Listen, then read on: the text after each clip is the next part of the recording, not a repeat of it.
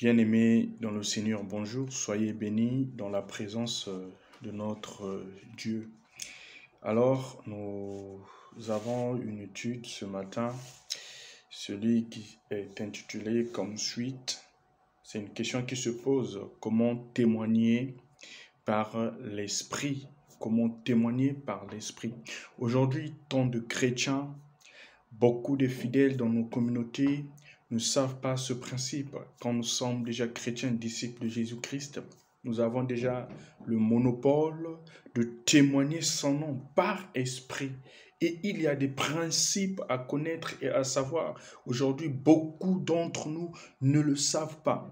Voilà pourquoi nous voulons rentrer dans cette étude afin que nous puissions découvrir certaines révélations au travers de sa parole. Mais avant tout, bien-aimés dans le Seigneur, nous allons prier pour remettre ce moment entre les mains de notre Dieu. Dieu de gloire, nous avons soif de toi, éternel notre Dieu. Oui, dispose la puissance du Saint-Esprit au milieu de nous, Yahvé notre Dieu, afin de comprendre, de bien savourer ta parole, Seigneur notre Dieu. Parle-nous, car nous, tes enfants, nous avons besoin de toi au nom de Jésus. Amen. Donc, je disais, bien-aimés dans le Seigneur, de comment témoigner par l'Esprit. Oui, certainement l'Esprit de Dieu. Je disais que tant de chrétiens aujourd'hui ne savent pas ce principe. Or que c'est une mission que le Seigneur nous a confiée. Nous, ses disciples, nous les chrétiens d'aujourd'hui, nous devons continuer à témoigner son nom. Mais pour témoigner le nom de Jésus-Christ, il y a certains principes que nous devons comprendre en tant que chrétiens que nous sommes. Et c'est ça le but de notre étude, le but de notre enseignement. En fait, c'est de communiquer le sens du succès dans le témoignage. De communiquer le sens du succès dans le témoignage. Mais nous allons découvrir certains objectifs à atteindre pour cette étude. Oui, bien-aimés dans le Seigneur, cette étude, cet enseignement certainement va nous ramener à un stade de bien comprendre et d'appliquer les étapes relatives à la préparation personnelle pour témoigner par l'Esprit. Donc cet enseignement va t'aider, cet enseignement va m'aider, cet enseignement va nous aider à comprendre et à se mettre dans l'application, à mettre dans l'application les étapes relatives à la préparation personnelle pour témoigner par l'Esprit, le nom de notre Seigneur Jésus-Christ. Et un autre objectif, cet enseignement, bien-aimé dans le Seigneur, va nous préparer à comprendre et à appliquer les étapes relatives encore au fait de prendre l'initiative de témoigner par l'Esprit. Voilà nos deux objectifs. Bien-aimés dans le Seigneur, oui, aujourd'hui, témoigner le nom de notre Seigneur Jésus-Christ implique par deux points que nous devons comprendre et savoir. Premièrement, il s'agit ici de la préparation personnelle. C'est quoi cette préparation personnelle? C'est quoi certainement, réellement, cette préparation personnelle? Oui, bien-aimés dans le Seigneur, dans cette préparation, nous devons être sûrs en tant qu'enfants de Dieu, cette personne qui s'est convertie, la personne qui a choisi de servir le Christ comme Seigneur et Sauveur, qui a donné sa vie à Jésus-Christ, il doit être sûr, premièrement, que cette personne-là, elle est chrétienne. Vous devez être sûr que vous êtes chrétien. Je dois être sûr de moi-même que je suis chrétien. Voilà la préparation personnelle qui nous ramène à cette compréhension d'être sûr que je suis chrétien. Et toujours dans cette même préparation personnelle, nous devons savoir ou d'être sûrs aussi qu'il n'y a aucun péché non confessé dans ma vie. Toujours dans cette même préparation personnelle, afin d'arriver arriver à ce point-là, de témoigner par esprit le nom de notre Seigneur Jésus-Christ, je dois être sûr en moi qu'il n'y a aucun péché non confessé dans ma vie. Et toujours dans cette même préparation personnelle, nous devons être sûrs que je suis rempli du Saint-Esprit, que vous êtes sûr que vous êtes rempli du Saint-Esprit. Et enfin, toujours dans cette même préparation personnelle, nous devons être sûrs et prêts à communiquer notre foi en Jésus-Christ. Donc, la préparation personnelle implique ces 4 étapes que nous devons connaître, que nous devons être capables, que nous devons avoir une connaissance en nous, que je remplis ces 4 étapes et je suis sûr que je suis chrétien, je suis sûr qu'aucun péché non confessé dans ma vie et je suis sûr que je suis rempli du Saint-Esprit. Et enfin, je suis prêt à communiquer la foi en Christ. Ça, là, il s'agit de la préparation personnelle. Mais il vient encore à comprendre aussi, à arriver à ce point de prendre maintenant l'initiative, de prendre cette décision. Mais savoir prendre cette initiative aussi implique à certains points que nous devons connaître aussi, bien-aimés dans le Seigneur. Premièrement, c'est la prière. Prier. Deuxièmement, aller vers les gens, aller vers les personnes, aller. Donc la prière, aller vers les gens, témoigner Jésus-Christ et enfin, attendez-vous à ce que Dieu vous utilise. Donc, pour bien comprendre, mes bien-aimés dans le Seigneur, notre thème, notre enseignement, comment témoigner par l'Esprit, nous devons savoir connaître d'abord ces 2 notions. Donc, la préparation personnelle et prendre l'initiative. Je dois être préparé personnellement. Et comment être préparé personnellement? C'est ce que nous venons de citer. Et après, c'est de prendre l'initiative. Et comment prendre l'initiative? Ce sont les étapes que nous venons de citer ci-dessous. Bien-aimés dans le Seigneur, soyez sûr que vous êtes chrétien. La préparation personnelle qui nous ramène à ce premier point d'être sûr que je suis chrétien. Et c'est une question que j'aimerais te poser, toi qui me suis. Es-tu sûr que tu es chrétien? Êtes-vous sûr que vous êtes chrétien? Moi, personnellement, je suis sûr que je suis chrétien. Il y a cette certitude en moi qui me prouve que je suis chrétien. Et je bénis aussi ton nom, je bénis le nom de Dieu, je bénis le nom de notre Seigneur Jésus-Christ, que tu sois chrétien. Oui, bien-aimé dans le Seigneur, aujourd'hui, il ne suffit pas d'être bon ou d'être un homme correct, religieux, ou même d'être un membre de l'Église pour avoir cette certitude que je suis chrétien, pour dire que je suis chrétien. Non! Ce n'est pas tout simplement ça. Être chrétien, nous acceptons le Christ par la foi. Nous acceptons le Christ par la foi. Et quand nous lisons les épîtres de Paul aux Éphésiens chapitre 2, les versets 8 à 9, Éphésiens chapitre 2, les versets 8 à 9, nous allons comprendre ce que Paul nous dit par ces versets il dit, la parole de Dieu nous dit ceci, car c'est par la grâce que vous êtes sauvés par le moyen de la foi. Et cela ne vient pas de vous, c'est le don de Dieu. Ce n'est point par les œuvres afin que personne ne se glorifie. Voilà, c'est par la foi que nous sommes sauvés. Donc nous acceptons le Seigneur Jésus-Christ par la foi.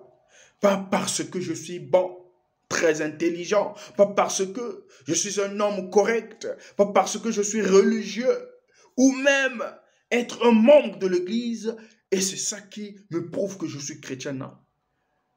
Nous sommes chrétiens par la foi. On devient chrétien quand on accepte le Seigneur Jésus-Christ dans nos vies, dans notre vie, par la foi.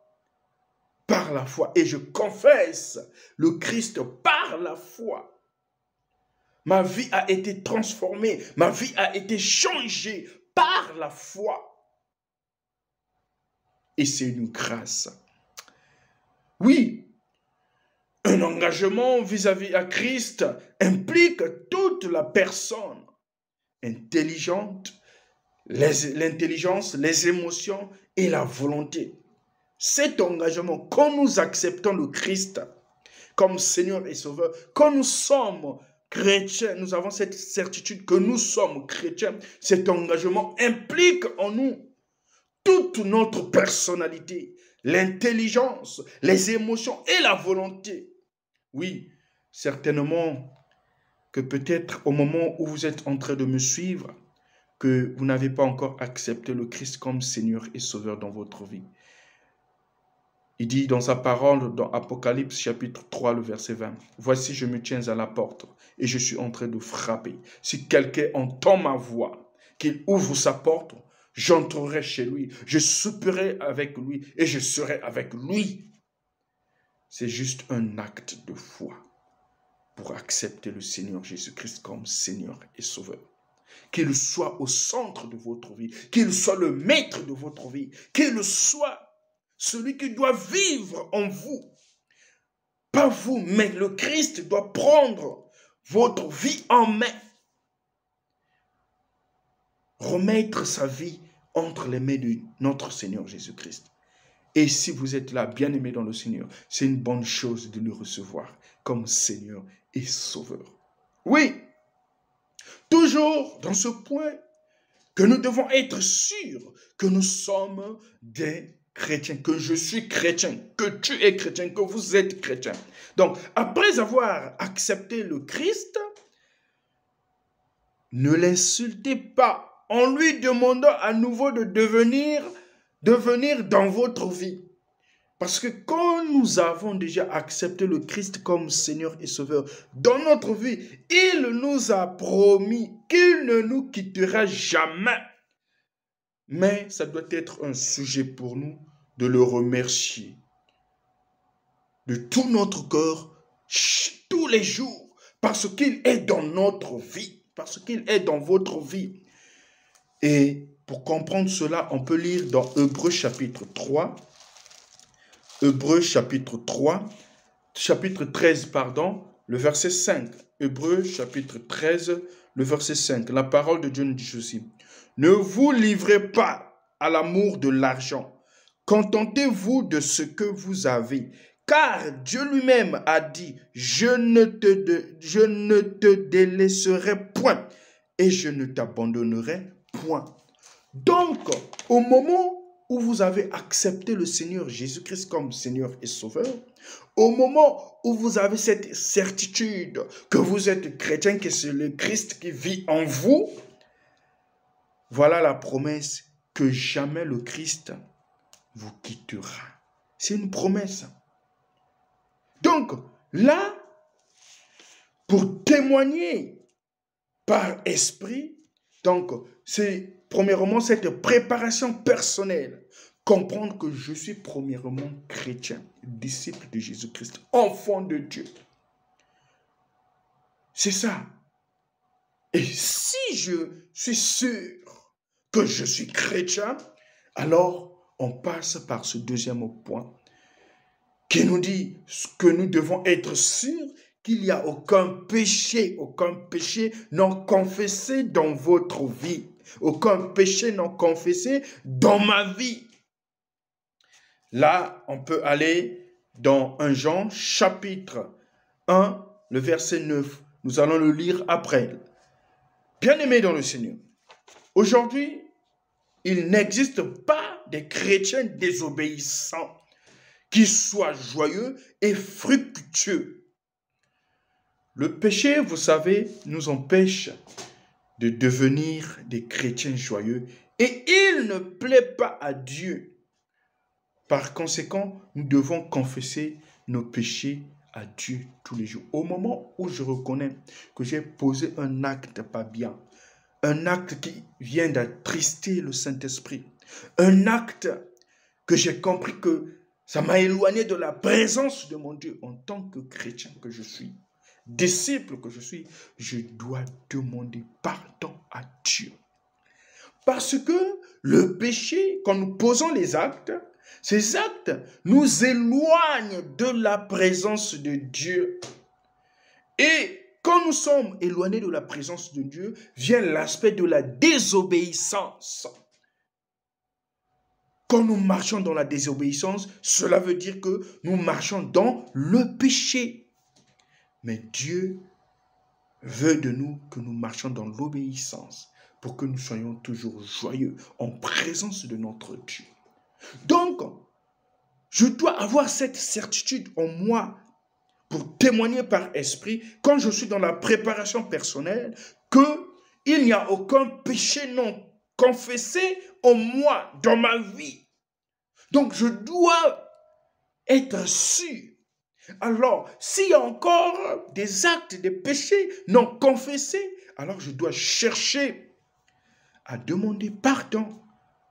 Chercher sur la face de l'Éternel. Alors, lorsque nous confessons nos péchés, mes bien-aimés dans le Seigneur, nous rendons la mort du Christ et son sang versé sur la croix efficace dans notre vie en tant que paiement total et final de nos péchés. Vous savez, Jésus-Christ a payé notre prix, notre dette sur la croix. Jésus-Christ a déjà payé ta dette sur la croix. Jésus-Christ a déjà payé tes fardeaux sur la croix. Jésus-Christ a déjà payé tout pour toi, tes souffrances, toutes tes maladies. Et voilà pourquoi il dit dans 1 Jean chapitre 1, le verset 9, la parole de Dieu nous dit ceci, lisons au nom de notre Seigneur Jésus-Christ. Si nous confessons nos péchés, il est fidèle et juste pour nous les pardonner et pour nous purifier de toute iniquité. Si nous confessons nos péchés en toute vérité, sincérité, il est fidèle et juste pour nous les pardonner. Bien-aimé, cette préparation personnelle, je dois confesser mes péchés. Au moment où tu me suis, est-ce qu'il y a-t-il un péché non confessé dans ta vie? Profite avec cette occasion de dire, Seigneur, pardonne-moi pour cet acte que j'ai posé. Peut-être que tu l'avais oublié. Aujourd'hui, tu veux être en présence, dans la présence de notre Dieu. Tu veux témoigner par esprit le nom de notre Seigneur Jésus-Christ. Y a-t-il un péché non confessé dans ta vie? Profite avec cette occasion. Prie là où tu es. Demande au Seigneur Jésus-Christ de te pardonner. Car il nous dit, si nous confessons nos péchés, il est fidèle et juste pour nous les pardonner et pour nous purifier de toute iniquité. Bien-aimés dans le Seigneur, vous savez, la vraie confession implique 3 choses que nous devons savoir. Premièrement, être d'accord avec Dieu que ce que nous avons fait ou pensé est mauvais. Ce que nous avons fait ou pensé est mauvais. Nous pouvons pécher en pensée, en parole et en acte. Mais la vraie confession implique, je dois vraiment être d'accord avec Dieu que malgré mes pensées, malgré mes actes, les voies que j'ai suivies sont mauvaises. Je dois reconnaître, c'est ça la vraie confession, reconnaître en moi. Et nous ne devrons pas essayer de nous excuser, non bien-aimés dans le Seigneur, mais nous devons admettre que notre tort, nous avons tort. Nous devons accepter devant le Seigneur que j'ai tort, Seigneur. Voilà la vraie confession. Premièrement, c'est ce que nous devons comprendre. Et deuxièmement, être d'accord avec la parole de Dieu que la plaine de ce péché particulier, de même que celle de tous nos péchés, a été payée sur la croix par le sang de Jésus-Christ.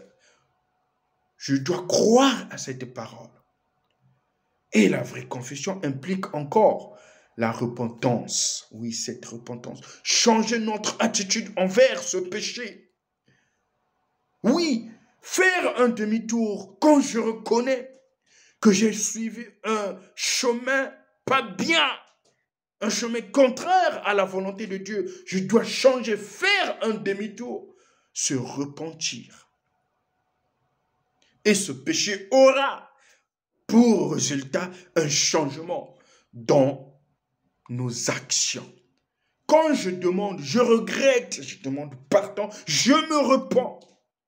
En moi, il doit maintenant y avoir un changement parce que je viens de passer par la repentance. Et par la suite, je ne peux plus reprendre ce même péché. Mais aujourd'hui, beaucoup de gens, tant de chrétiens, malgré que vous avez demandé pardon par ce péché, mais on revient toujours sur le même péché. Or que Dieu vous aide à s'en sortir au moment où vous demandez la repentance, de changer, que le Seigneur vous aide franchement. Oui, donc voilà, bien-aimés, et après, par la puissance du Saint-Esprit agissante, oui, bien-aimés dans le Seigneur, en nous, après la repentance, en d'autres termes, nous avouons que nous ne voulons plus commettre ce péché et nous faisons confiance au Saint-Esprit pour qu'il nous dirige et change nos actions tout en nous permettant de rester à d'autres tentations. Oui, bien-aimés dans le Seigneur, notre vie chrétienne doit être une vie de repentance.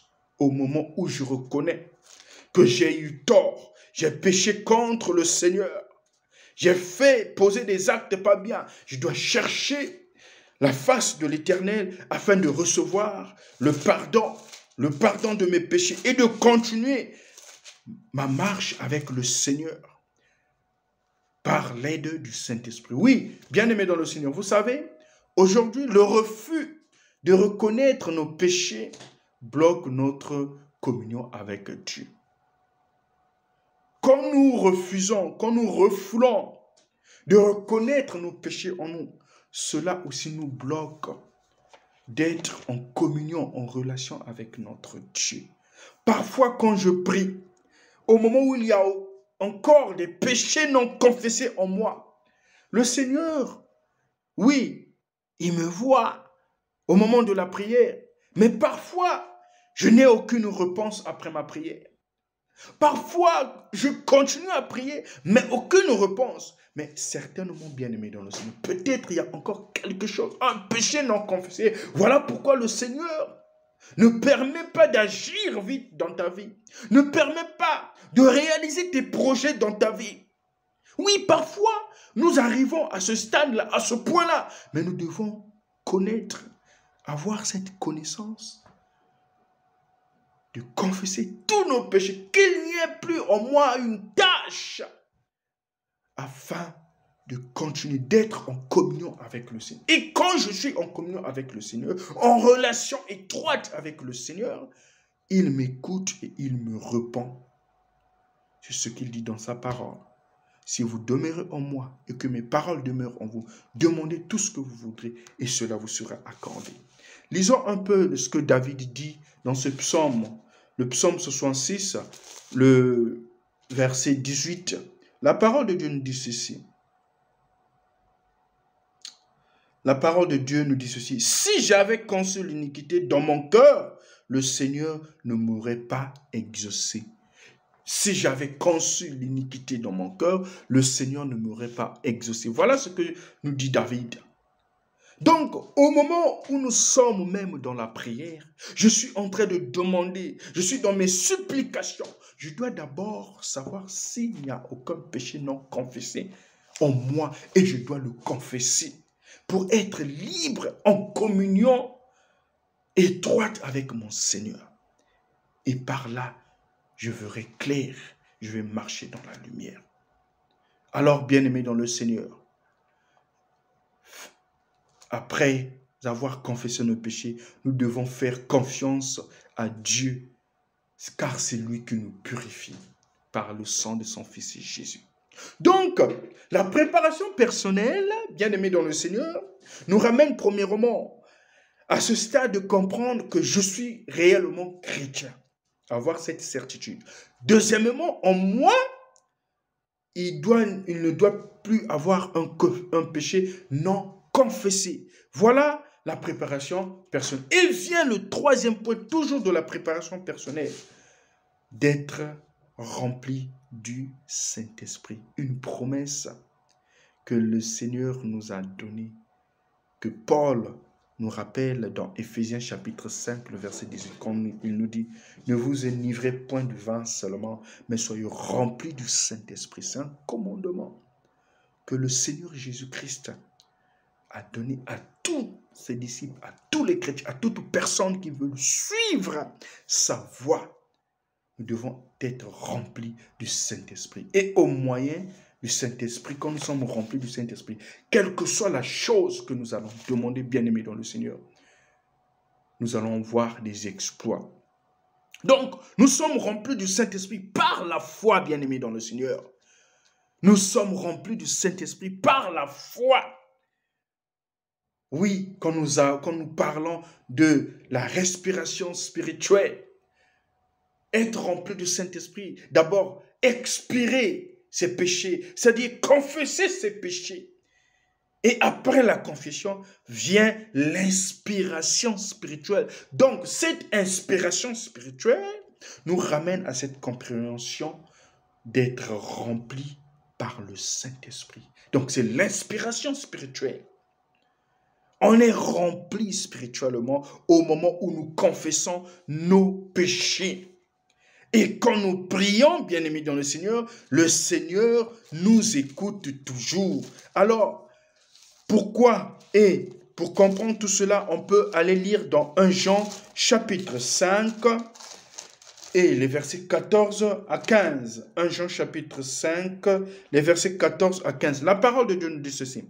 Nous avons auprès de lui cette assurance que si nous demandons quelque chose selon sa volonté, il nous écoute. Il nous écoute. Et si nous savons qu'il nous écoute, nous savons que nous possédons la chose que nous lui avons demandée, quelle que soit la chose. Il nous écoute quand nous sommes remplis du Saint-Esprit. Quand il nous écoute, et nous avons cette assurance, cette certitude que nous possédons déjà la chose à laquelle que nous sommes en train de demander. Bien-aimé, es-tu rempli du Saint-Esprit? Est-ce que tu es sûr que vous êtes rempli du Saint-Esprit? Si ce n'est pas le cas, c'est le moment d'implorer la grâce de Dieu. Confesse d'abord tes péchés. Reconnais tes péchés et demande la grâce de Dieu, le pardon de tes péchés. C'est lui qui nous purifie et seul lui qui peut vous purifier afin que vous puissiez être remplis du Saint-Esprit. Oui, bien-aimés dans le Seigneur, être sûr que nous sommes remplis du Saint-Esprit, oui, c'est une plénitude. Et la plénitude, donc cette direction du Saint-Esprit est absolument indispensable pour être témoin efficace de Jésus-Christ. Donc, quand nous sommes remplis du Saint-Esprit, c'est une efficacité pour porter le nom de Jésus-Christ partout dans le monde, partout où nous serons. Parce que je suis rempli du Saint-Esprit. Dans les Actes des Apôtres, au chapitre 1, le verset 8, on comprend cette histoire au moment où les disciples attendaient l'Esprit Saint qui leur a été promis par le Seigneur Jésus-Christ avant de commencer la mission, avant d'aller prêcher la bonne nouvelle, avant d'aller prêcher le Christ partout dans le monde. Fallait qu'il y ait d'abord le Saint-Esprit. Et les disciples étaient remplis du Saint-Esprit ce jour-là. Et après, il y a eu une efficacité, une force, une nouvelle force en eux. Mais cette force-là, c'était juste le Christ qui était en eux, Jésus-Christ. Donc, c'est le même cas aujourd'hui pour nous. Quand nous sommes remplis du Saint-Esprit, c'est le Christ qui prend la place en nous et nous avons une force efficace pour évangéliser, pour annoncer le Christ partout où nous irons. Donc, seul le service rendu à Christ dans la puissance du Saint-Esprit plaît à Dieu. Le service qui plaît à Dieu, c'est le service du Saint-Esprit rendu par le Christ lui-même. Donc, bien-aimés dans le Seigneur, être rempli du Saint-Esprit résulte de la foi et non pas des sentiments. Nous sommes remplis du Saint-Esprit par la foi, car la Bible nous dit « le juste vivra par la foi ». Donc, tout ce qui ne résulte pas de la foi est péché. Tout ce qui ne résulte pas de la foi est péché. Romains chapitre 14, le verset 23. Donc, cette préparation personnelle, savoir premièrement que je suis chrétien, être sûr. Deuxièmement, en moi, il ne doit plus avoir un péché non confessé. Et troisièmement, je dois être rempli du Saint-Esprit. Et quatrièmement, soyez prêts maintenant à communiquer votre foi en Christ. Je suis chrétien, je suis sûr. Et je suis sûr qu'en moi, il n'y a aucun péché non confessé. Et je suis sûr que je suis rempli du Saint-Esprit. Et là maintenant, je dois être prêt. Je suis sûr que je suis prêt à communiquer ma foi en Jésus-Christ. Quand nous lisons dans 1 Pierre chapitre 3, les versets 15 à 16, la parole de Dieu nous dit ceci. Mais sanctifiez dans vos cœurs Christ le Seigneur, soyez toujours prêts à vous défendre contre quiconque vous demande raison de l'espérance qui est en vous, mais avec douceur et crainte, en ayant une bonne conscience, afin que la même où l'on vous calomnie, ce qui diffame votre bonne conduite en Christ soit confondu.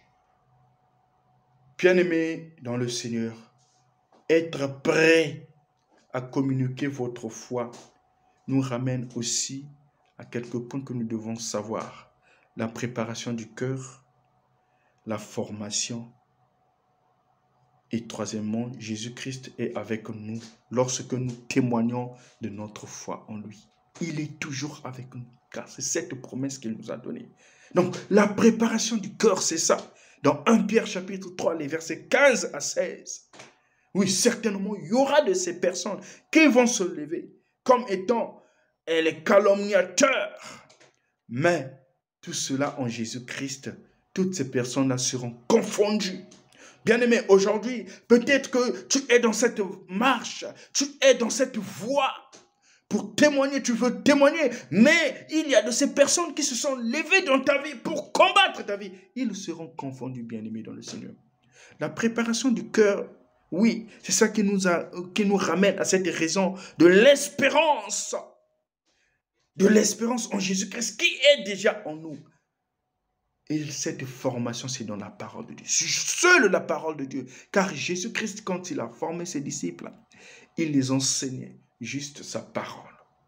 Voilà pourquoi un chrétien, il est habilité de méditer la parole de Dieu nuit et jour, tous les jours. Tous les jours, c'est une formation spirituelle. Car le Saint-Esprit nous parle, nous enseigne. C'est Jésus-Christ qui nous enseigne au travers de sa parole.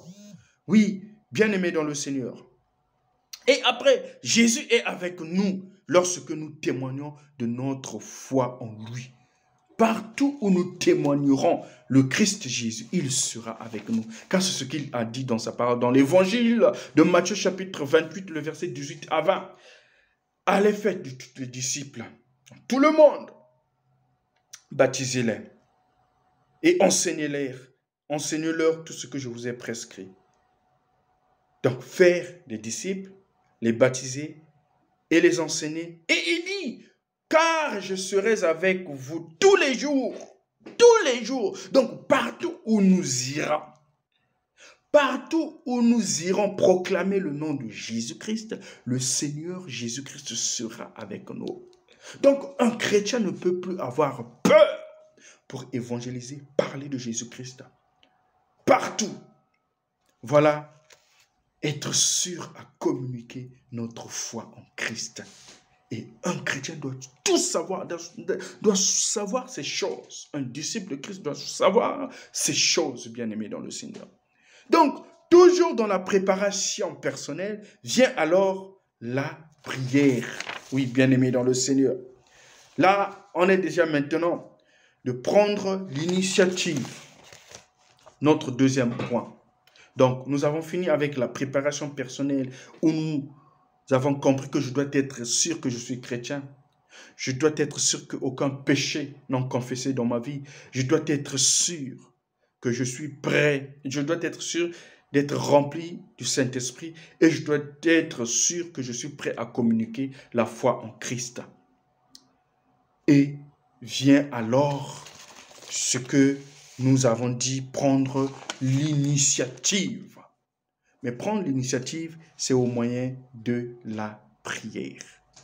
Dans Jean chapitre 3, le verset 16, la parole de Dieu nous dit, « Car Dieu a tant aimé le monde qu'il a donné son Fils unique, afin que quiconque croit en lui ne périsse pas, mais qu'il ait la vie éternelle. » Et dans 2 Pierre chapitre 3, le verset 9, la parole de Dieu nous dit, « Dieu ne veut pas qu'aucun périsse.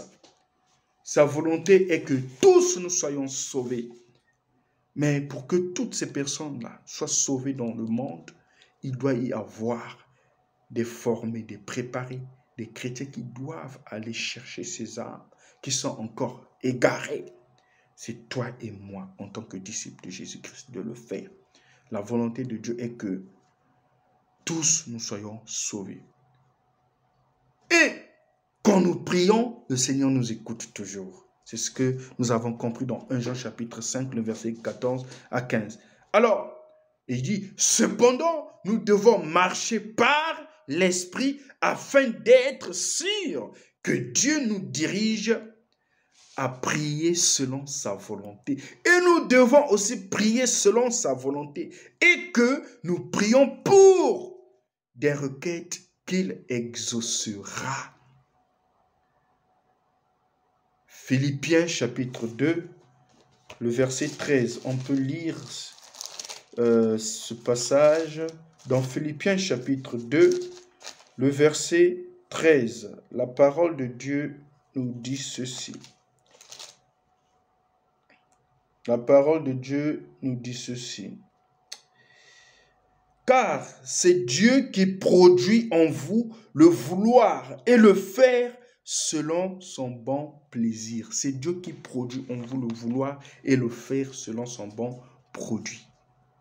Alors, bien-aimés dans le Seigneur, faites maintenant une liste de prières des gens que Dieu vous met à cœur. Priez pour des gens que Dieu vous met à cœur. Lorsque vous priez, bien-aimés dans le Seigneur, demandez alors au Saint-Esprit de conduire ces personnes à Christ, tout en étant sûr qu'il le fera selon ses promesses dans Jean 6, 44. Nous devons prier. Peut-être dans ta famille, tu as encore des personnes qui n'ont pas encore accepté le Seigneur Jésus-Christ comme Seigneur et Sauveur. Peut-être parmi tes enfants, peut-être parmi ton entourage. Fais cette liste de prier. Commence maintenant aujourd'hui. Commence maintenant. Fais la liste de prier pour ces personnes-là. Car le Seigneur ne veut pas qu'aucun périsse. Sommes-nous disciples de Christ? Voilà la mission qu'il nous a donnée. Oui, bien-aimés dans le Seigneur, ne priez pas seulement pour le salut des hommes, mais priez aussi pour les chrétiens, pour leur croissance spirituelle et leur ministère. Voilà pourquoi il nous est demandé de prier toujours pour les chrétiens, pour le christianisme, pour les serviteurs de Dieu, les prêtres, abbés, apôtres, tout ce que nous connaissons. Nous devons prier pour eux, pour la croissance du christianisme, car le malin, il est aussi là à nous attaquer. Il cherche qui dévorer, mais nous devons rester dans la prière. Et toujours pour prendre l'initiative, alors nous devons aller vers les gens. Matthieu chapitre 28, le verset 18 à 20. Cette mission primordiale que le Seigneur nous a donnée, d'aller partout dans le monde, faire des disciples, les baptisant au nom du Père, du Fils et du Saint-Esprit. Et nous devons les enseigner. Tout ce que le Seigneur nous a prescrit, tout ce que vous avez reçu en tant que chrétien, en tant que disciple, va maintenant. Le Seigneur te dit, va maintenant vers les gens pour aller parler de son nom, pour aller parler de cette bonne nouvelle, pour aller parler de sa parole. Oui, bien-aimés, n'attendez pas que les gens viennent à vous. Si vous suivez Jésus, il vous conduira à des gens qu'il a préparés. Certainement, c'est une vérité. Dans Marc chapitre 4, le verset 20, vous pouvez le lire. N'attendez pas que les gens viennent vers vous, mais allez-y. Allez-y. Car Jésus-Christ vous conduira à des gens qu'il a déjà préparés. Oui, Jésus-Christ nous a déjà donné le commandement d'annoncer la bonne nouvelle à tous les hommes. Arrangez vos priorités afin que vous puissiez prendre le temps chaque jour de témoigner de Jésus. Et si aujourd'hui, on pouvait prendre au moins par jour, sacrifier peut-être 1 heure pour aller vers les gens à la recherche des âmes égarées. Aujourd'hui, le christianisme fera des exploits et le Seigneur sera toujours là à nous aider. Et c'est ce qu'il veut, nous devons aller. Alors, bien-aimés dans le Seigneur, ne soyez pas découragés si certains refusent d'accepter le Christ. Oui, on doit faire juste la volonté de Dieu et le reste, c'est le Seigneur qui doit agir. Donc, ne soyez pas découragés si certains refusent d'accepter le Christ. Le succès dans le témoignage consiste simplement à prendre l'initiative de faire connaître Jésus-Christ dans la puissance du Saint-Esprit, tout en laissant les résultats à Dieu. Nous devons juste faire connaître le nom de Jésus-Christ par la puissance du Saint-Esprit et le reste des résultats est donné à Dieu. Soyez sensibles à la direction du Saint-Esprit. Bien-aimés dans le Seigneur. Donc, après la prière, parler de Jésus-Christ. Nous devons toujours parler de Jésus-Christ. Colossiens chapitre 1, le verset 28. Donc, au fur et à mesure que vous témoignez du Sauveur, vous vous rendez compte que nombreux sont ceux qui sont prêts à l'accepter. Beaucoup de personnes sont prêtes à accepter le Seigneur Jésus-Christ. Suivez l'exemple de l'apôtre Paul quand il nous dit dans 1 Colossiens chapitre 1, le verset 8. Dans 1 Colossiens chapitre 1, le verset 8. On peut lire ce passage. La parole de Dieu nous dit ceci. Paul nous dit ceci. Et il nous a appris de quelque amour, l'Esprit vous anime. Et 1 Colossiens chapitre 1, le verset 28, la parole de Dieu nous dit, c'est lui que nous annonçons, exhortant tout homme et instruisant tout homme en toute sa sagesse, afin de présenter à Dieu tout homme devenu parfait en Christ. Oui, bien-aimé dans le Seigneur, c'est en lui que nous annonçons, au nom de Jésus-Christ. Nous exhortons tout homme, c'est au nom de Jésus-Christ. Nous instruisons tout homme au nom de Jésus-Christ. Voilà ce que l'exemple de Paul. Donc, ne vous laissez pas emporter par des discussions hors sujet. Nous devons prêcher juste le Christ Jésus. Quand nous disons les discussions hors sujet, ça peut être des discussions sur l'Église. Aujourd'hui, beaucoup des conflits se régénèrent encore sur les églises, les discussions entre les communautés, entre les églises, sur la véracité de la Bible. Tout ça, c'est des polémiques aujourd'hui. Mais quand nous sommes disciples de Jésus-Christ, nous devons nous concentrer juste à cette bonne nouvelle. Prêchons le Christ Jésus-Christ aujourd'hui. Prêchons cette bonne nouvelle. Prêchons cette bonne. Aujourd'hui, dans nos communautés, dans nos églises, c'est surtout le message de la prospérité maintenant qui a pris de l'ampleur dans nos églises. Et nous ne prêchons plus la bonne nouvelle. Nous ne prêchons plus le Christ Jésus au moment où il y a encore des âmes égarées. Non, bien-aimés, en tant que disciples de Jésus-Christ que nous sommes, nous ne nous donnons plus à ces discussions vraiment qui ne nous apportera rien dans cette mission que nous avons reçue. Prêchons le Christ, prêchons cette bonne nouvelle pour sauver les âmes qui sont encore égales. Alors, maintenant, attendez-vous à ce que Dieu vous utilise. Oui, l'un des plus grands mensonges du siècle présent est que les gens ne veulent pas connaître Dieu. C'est le plus grand mensonge de ce siècle. Les gens ne veulent pas connaître Dieu. Les gens ont soif de Dieu aujourd'hui. Mais c'est à nous, en tant que disciples, toi qui m'écoutes, vous qui m'écoutez maintenant, vous êtes disciples de Jésus-Christ. C'est une mission qui vous est donnée par le Seigneur. Allez-y, cherchez ces âmes perdues-là. Prêchez le Christ, cette bonne nouvelle, afin que les gens puissent être sauvés. Et ce que nous allons faire, selon la volonté de Dieu, Dieu exaucera toujours nos prières. Que Dieu vous bénisse. C'est ça le succès dans le témoignage. Alors, pour finir notre moment d'étude, peut-être vous êtes là et que malgré tout ce que nous venons d'écouter, il y a encore des choses en vous que vous n'avez encore compris, qui vous empêchent de rentrer dans cette mission. Le Seigneur te dit maintenant, c'est encore possible, il n'est jamais trop tard. Prends la chose à main, disciple de Jésus-Christ que tu es, chrétien que tu es. Prends cette mission.